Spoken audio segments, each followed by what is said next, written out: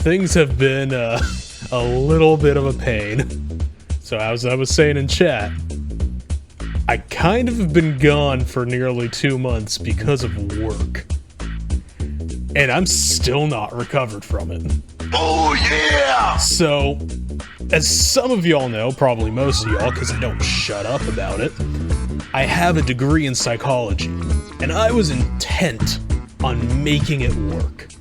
I was absolutely just dead set on getting into addiction psychology.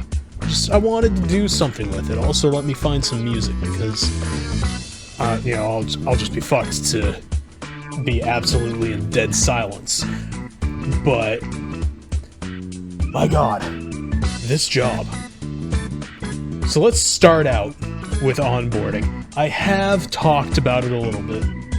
So there was this guy, we'll call him Mark, because that's what his name was.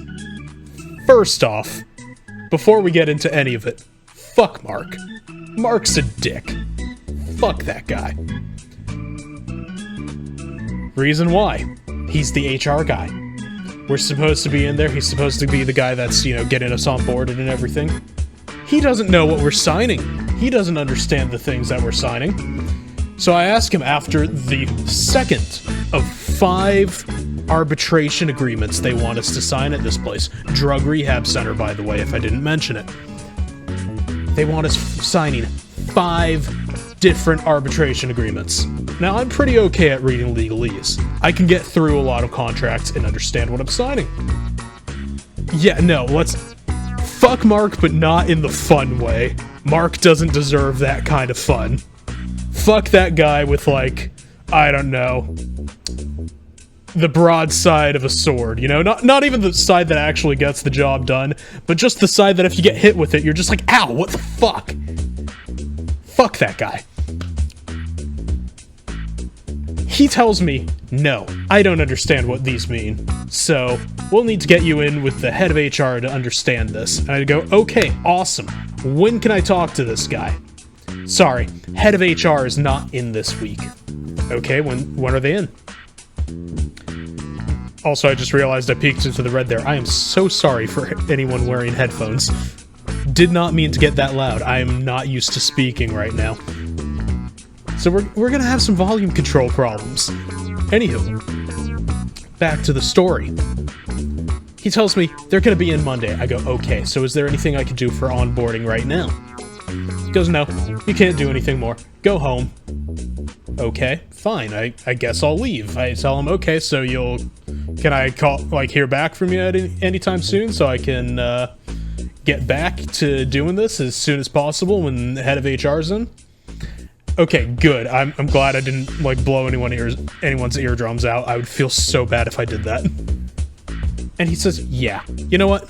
We'll call you on Monday, it's fine. So I go, awesome, okay, see you Monday.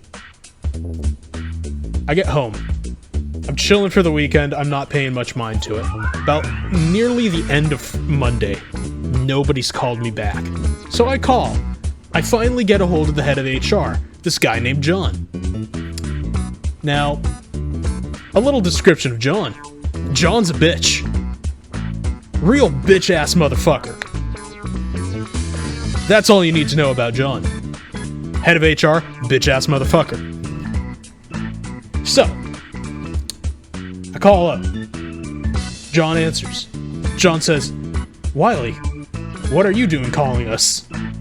You walked out of onboarding. You just walked out without a word, according to Mark. And I just went, that's not what happened. Mark said you would call me today, and I haven't received a call. Motherfucker told the head of HR that I just walked out without saying anything, so he could try and rescind my job offer. So, I tell John, I go, hey buddy, that's not what happened at all. I had a conversation with Mark, full-on conversation in front of 3 different people, of all whom have filled out the paperwork. I have all these people's names. We can call them and get them on this issue right now, and verify who's telling the truth and who's not. You want to go through all that? And he goes, hold on a second, give me 30 minutes, I'll go call Mark. So he calls Mark. Calls me back. Hey, Wiley, sorry, there was a little bit of confusion. Mark said he must have misunderstood what you said. And I go, John, buddy, how could he misunderstood what I said if I said nothing and walked out? So, Wiley, when would you like to come in and talk about your employment with us? We'd love to get you signed up and onboarded. Is Monday good for you? You know what? Yeah, sure. Fuck it. I need the job. I can't be too picky. It's taken me long enough to get a job. You know, just get the offer and get someone in there where I've passed the interview. Cool. Whatever. I'm going in.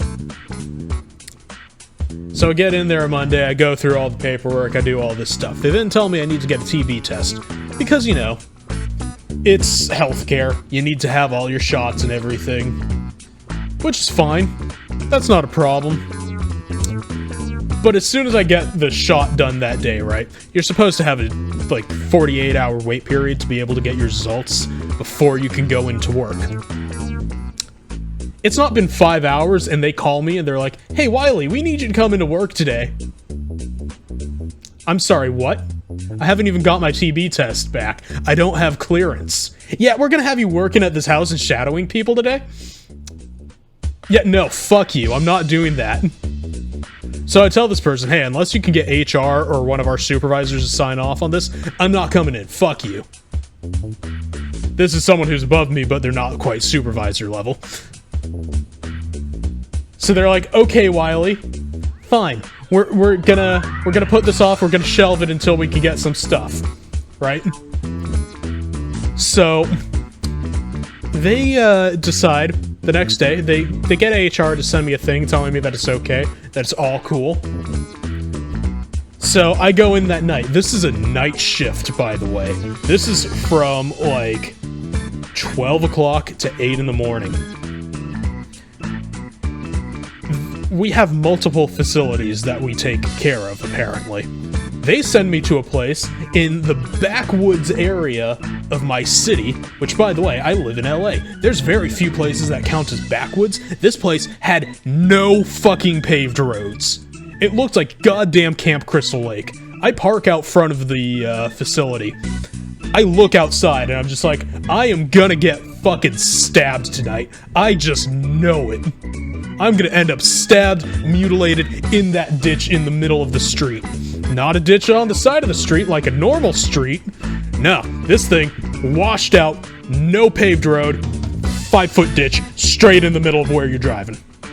Lovely. Anywho, I then get into the facility. I have no idea. Mr. Voorhees could have been waiting around. Quite frankly, with the state of this house that I'm going to describe to you, this is a detox house, by the way. It's very likely that he had an attempt on trying to get into that house. Because the first thing I notice about this house when I go to open the doors is that both of them are off their hinges. We take care of patients here. We also apparently have no security. My title there is Behavioral Health Therapist. You want to know what they have me doing as a behavioral health therapist? They have me running security rounds. That does not sound like behavioral health. Anywho, I open the broken doors, I go inside, I close them as best as possible.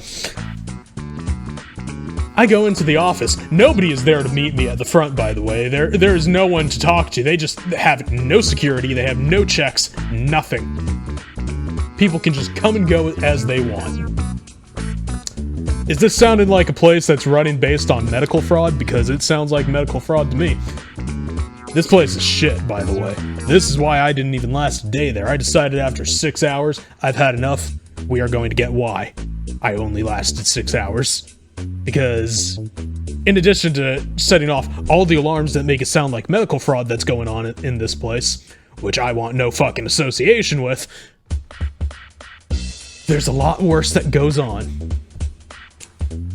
So, I go in. I finally meet with the person who I'm supposed to be shadowing under.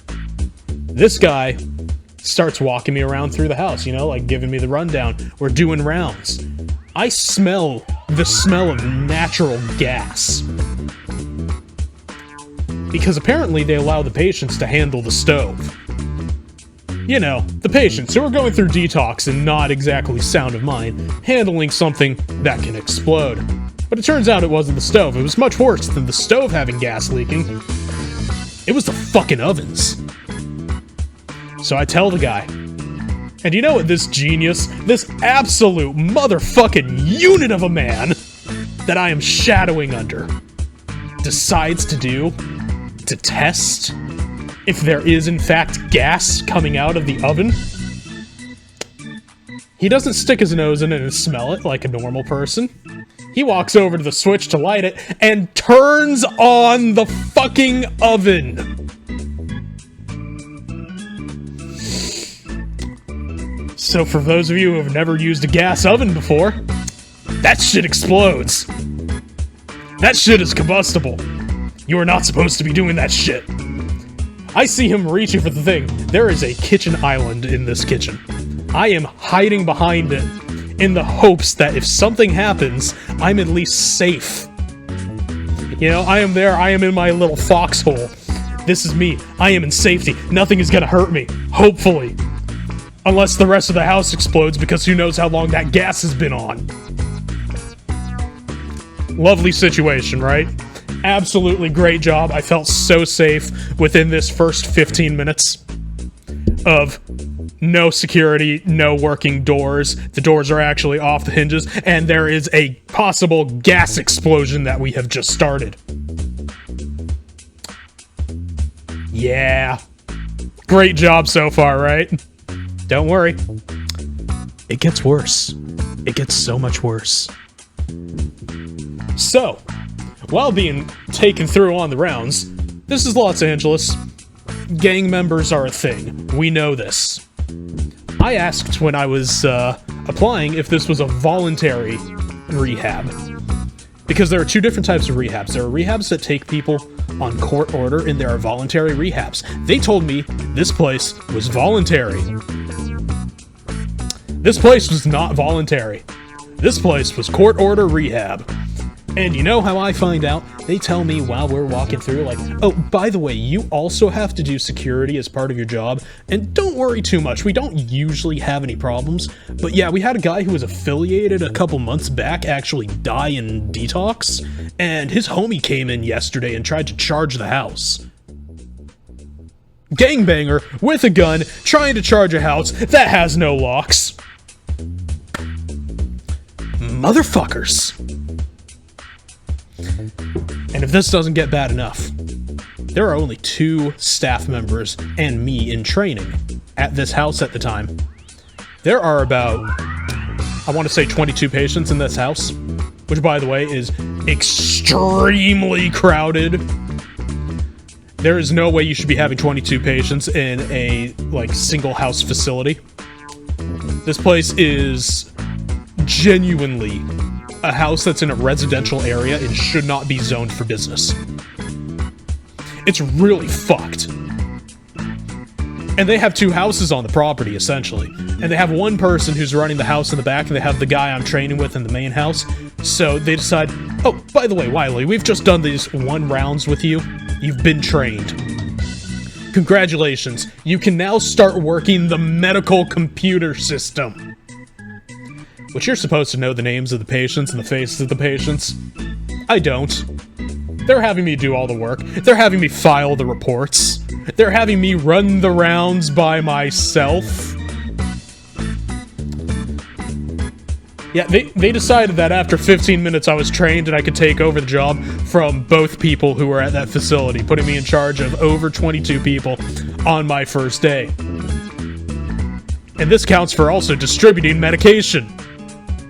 I told them right then and there when they handed me the thing for the pills, I was just like, no, you hold those keys and you go fuck yourselves with them. I ain't doing this. So at least I made them take care of their shit a little bit. Which was fine for all of 3 hours, and then the person training me just disappeared. He disappeared for the entire night. So I tried to find the other guy. And the other guy was gone. He was asleep somewhere. We finally find him. We wake him up. Hey, man. other guy's gone. I don't know where he went. Are we supposed to be doing rounds still? We're supposed to be doing rounds each hour, by the way. I'm just asking him questions to try and get this guy to snap to, right? Motherfucker gets up, and he's just like, you can tell, like, this guy was fucked. So many of these people were just fucked out of their heads, man. And it was really weird, too, because, like, I know in rehab, a lot of the people working in it are prior patients. You know, there are people who've been through the rehab system. Turns out I'm the only person on staff with a college degree who was there to actually just use their college degree. Everyone else, former addict. Which, nothing wrong about that. You know, former addict, you've been through it, you know how to handle it. That's cool. But they advertised this job as needing to have a college degree, and as soon as people find out that I wasn't in recovery, they started treating me really fucking weirdly. Which just already makes for a weird enough work environment, right? But yeah, we're going around, we're making the rounds, me and the other guy who I had to find who was asleep. And we're going around, and he points out, oh, hey, we're missing a patient. I'm like, what do you mean? He's like, we lost a patient tonight. I'm like, did the patient die? Nah, he's just not here, man. I'm like, what do you mean he's not here? Like, yeah, he's not here. He was here a while ago, but he's not here anymore. Well, should we go look for him? How long has he been here? Yeah, he's been here like 2 days. It should be fun. Okay, so 2 days, so he's still in detox, in the middle of the process. So he's jonesing. Yeah, probably. So we should be looking for him. Nah, he'll turn up later. The fuck do you mean he'll turn up later? Like, what the shit? Right? You don't just casually go, nah, we physically misplaced a patient. We'll find them later, it's fine. Yeah, they found him 6 hours later roaming the streets of LA. That's safe. Anywho, that shit's all going on. They're having me go around do all the fucking rounds by myself and everything. I'm starting to feel like shit the entire night because, you know, if I didn't have anxiety going into it, I was having a panic attack by the middle, realizing that I am the only person doing any fucking work here. So I decide, 6 hours in, I'm like, you know what? If you don't care about your patients and you don't care about your trainees, fuck it, I'm walking. You guys can have your problems here. Like, I'm done. I'm not loyal to this company. I have no reason to be. I have no reason to give a shit about you people. I'm out. So I just fucking walk at hour 6. I told them, like, hey, I do my due responsibility. I'm like, hey, you, fucker 1 and fucker 2. I'm out. I'm gone. I don't care that I haven't done my full shift. I don't owe you motherfuckers anything. I will pick up my paycheck later, and you can go fuck yourselves. So I get home, I'm starting to feel shitty. I think it's just because I've been, like, awake for over 24 hours, right? So I sleep it off, right? I think so. And then I wake up worse. And because I wake up worse, I'm like, okay, this doesn't feel good. But I'm like, I'm not feeling too shitty. I think it's just like, okay, maybe I got a cold, whatever. Right? And how's it going, Faye? How you doing? And yeah, we're going over the job from hell that I was just at. Or just at 2 months ago. And quit and got COVID as my fucking severance pay. Spoiler alert, that's how this story ends. It was COVID. But I go in the day after to collect my pay. Because they said, you know what? Yeah, you can get your pay today. Cool. Awesome. I go in, I get my money. I'm just like, okay, can I get my pay stub? These motherfuckers wrote me a check, no pay stub, and they still have not issued me a pay stub. Which I'm pretty sure, according to California legal law, is, California federal law. Or federal law, California state law. There we go, brain. You can clearly tell that my brain ain't functioning 100% quite yet. But yeah, according to California state law, I'm pretty sure you're supposed to give somebody the pay stub, not just their check. But yeah, I don't have a pay stub. I don't have any proof that I got paid. So I'm really hoping that they at the end of the fiscal year, give me my fucking W-2. Because that's going to be a problem with the IRS if they don't. But yeah, this shit was not good. In fact, this shit was very bad. And then I end up getting COVID. I end up not being able to speak for about 2 months. This is me speaking more than I have in quite a while. I've been, for the past week, on Discord talking to friends and trying to, like, get used to speaking again and being able to speak at a normal volume. But yeah, shit has been weird. Shit was not okay. Hey, how's it going? How you doing, Caboose? I'm just going over all the work shit that went on. All the fuckery that led to me taking an involuntary 2-month break.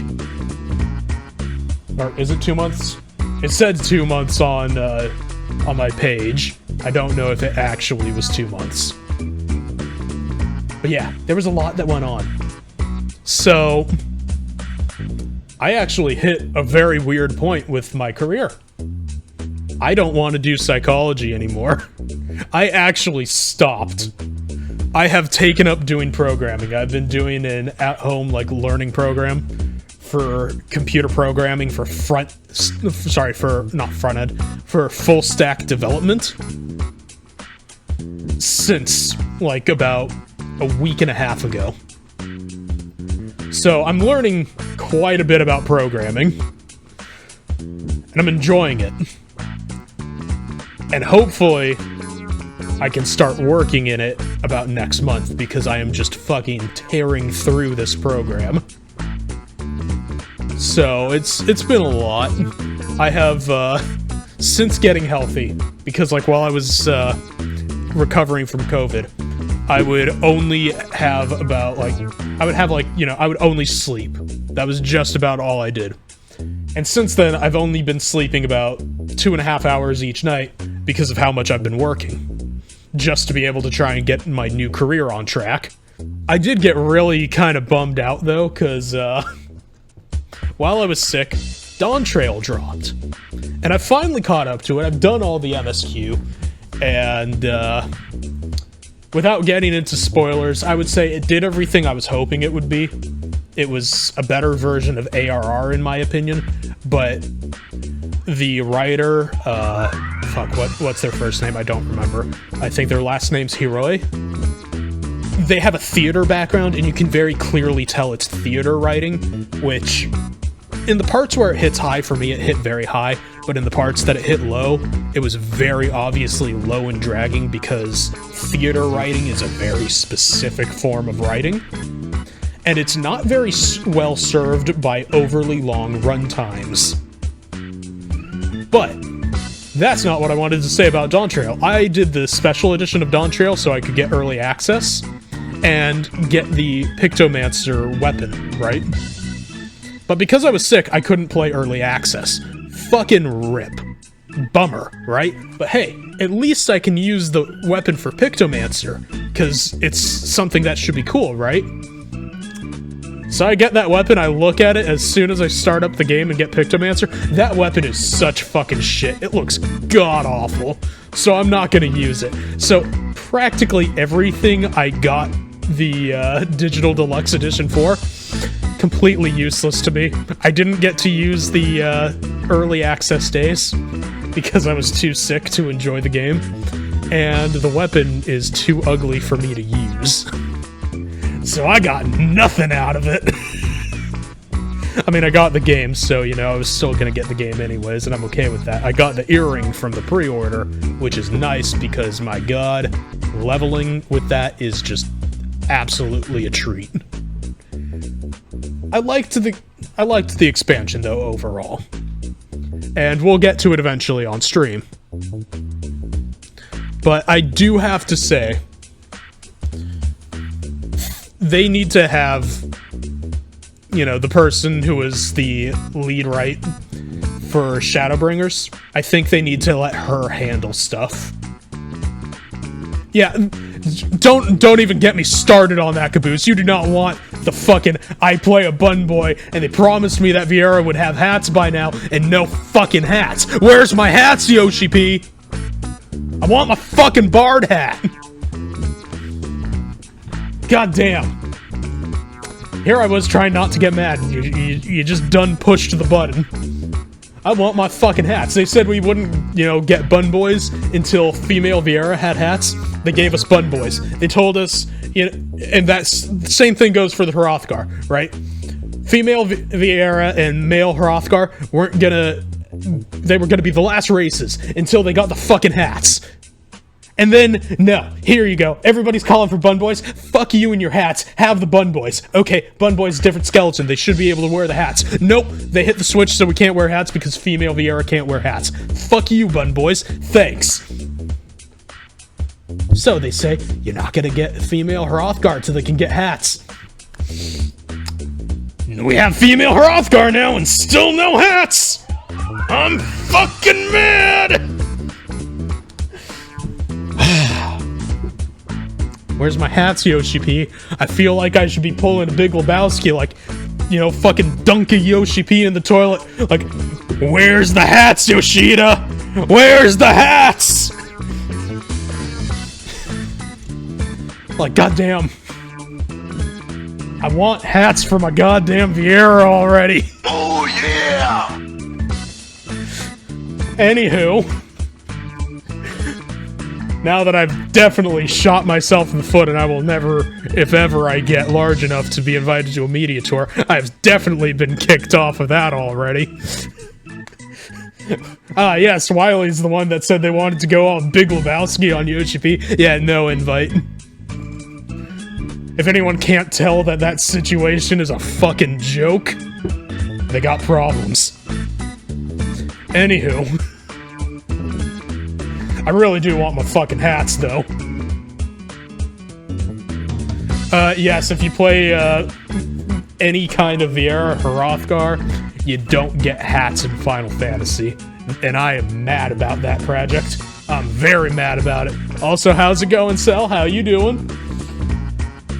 Yeah, kinda mad about that shit.